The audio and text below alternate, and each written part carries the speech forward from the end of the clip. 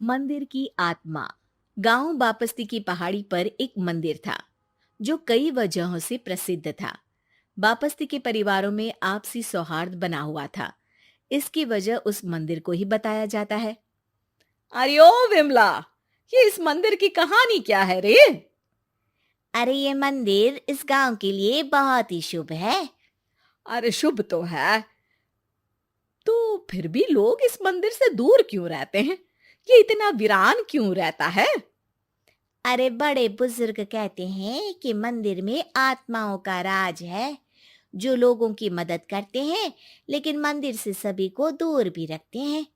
अरे ये कैसी आत्मा है जो लोगों की मदद भी करते हैं और लोगों को मंदिर से दूर भी रखते हैं? अरे यही चलता आया है यहाँ पर, इसीलिए कोई कुछ बोलता नहीं। क्योंकि जिसके घर में कोई भी परेशानी होती है तो बताते हैं कि इस मंदिर से उन्हें मदद मिलती है। अरे वाह, ये तो अच्छी बात है। तभी इस गांव में इतनी खुशहाली दिखती है। तभी बाहर किसी की चीखने चिल्लाने की आवाज आती है। दोनों बाहर निकलती हैं तो देखती हैं कि गांव के एक बुजुर्ग रो रहे हैं क्योंकि शहर से उन्हें कोई बुरी खबर मिली है। अरे क्या हुआ चच्चा, रो क्यों रहे हो आप? हाँ चाचा, बताओ ना, हुआ क्या? अरे क्या बताऊं बेटे, मेरा बेटा शहर गया हुआ था कमाने, लेकिन आज खबर मिली है कि उसका एक्सीडेंट हो गया। वो अस्पताल में भर्ती है। अरे तो इसमें परेशान होने की क्या बात है चाचा, जाओ शहर और बेटे का इलाज करवाओ। हाँ चाचा, विमला सही कह रही है। आप शहर जाओ और इलाज करवाओ। अरे कैसे इलाज करवाऊं, अभी पैसे नहीं है और शहर के अस्पतालों में इलाज का खर्चा लाखों में आता है। अरे चाचा, भगवान पर भरोसा रखो, कहीं ना कहीं से मदद जरूर मिल जाएगी। बस आज का दिन कैसे भी काट लो। अरे अब तो बेटा थोड़ा समय काटना भी मुश्किल होता जा रहा है। देख कमला, तू ही समझा चाचा को। अरे पैसों का कहीं ना कहीं से इंतजाम तो जरूर हो जाएगा। अरे चच्चा, जब विमला कह रही है तो थोड़ा उस पर भी भरोसा रखो। चलो आपको घर छोड़कर आ जाती हूँ। उसके बाद कमला उन बुजुर्ग को लेकर चली जाती है और विमला मंदिर की ओर चली जाती है। विमला मंदिर की सीढ़ियों पर चढ़ते हुए दूर से नजर आती है। उसके बाद वो आंखों से ओझल हो जाती है। उसी रात उस बुजुर्ग के घर के बाहर एक थैला रखा हुआ मिला।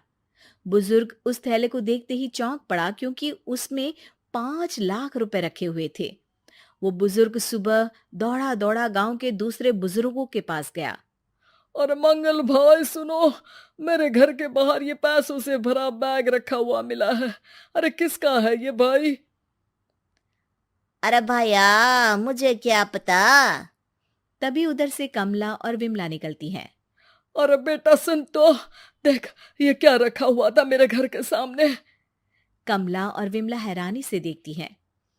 अरे वाह, देख विमला, तूने कहा था ना कि कोई ना कोई मदद जरूर करेगा। अरे भगवान सबकी मदद करते हैं, ये पैसों की मदद भी भगवान ने ही भेजी है। और क्या।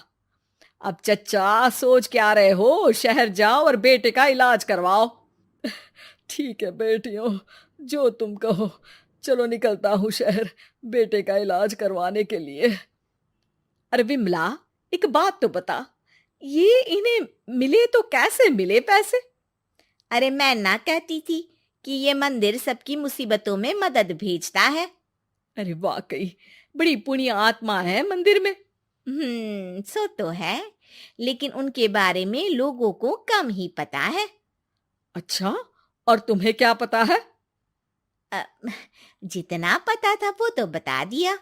ना रे ना, मैं नहीं मानती। तू कुछ तो छिपा रही है। अरे कुछ ना छिपा रही, जो पता था वो बता दिया। मंदिर से लोगों को मदद मिलती है, बस इतना ही पता है। ठीक है बाबा, अब नहीं पूछूंगी। इसके बाद उसी रात कमला चुपचाप अपने कमरे से निकलती है और मंदिर की ओर चल पड़ती है। कमला धीरे धीरे मंदिर के दरवाजे पर पहुंचती है। अंदर से हल्की हल्की रोशनी आ रही थी। इसके बाद जो वो देखती है वो हैरान रह जाती है। कमला इसके बाद तेजी से वापस लौट आती है। दूसरे दिन सुबह सुबह। अरे विमला, तू तो छिपी रुस्तम निकली। है? ऐसा क्या छिपा लिया मैंने? अरे तूने तो भनक ही नहीं लगने दी और चाचा की मदद भी कर दी। हैं? ये क्या कह रही हो? ऐसा कैसे कह सकती हो तुम? मैंने कोई मदद वदद नहीं की। अरे सब पता है मुझे, कल रात मैं गई थी मंदिर। तो क्या देखा? अरे तुम्हारा पति और कुछ लोग वहां दिखे। बोरियों में नोट भरे हुए थे और सभी नोट गिनने में लगे हुए थे। तो तुम्हें क्या लगा वो क्या कर रहे थे? अरे मैं समझ गई कि वो लोग कहीं से डकैती कर पैसे लेकर यहाँ मंदिर के पीछे छिपाते हैं। अब जब तुम जान ही गई हो तो बता देती हूँ, लेकिन ये बात किसी को पता नहीं लगनी चाहिए।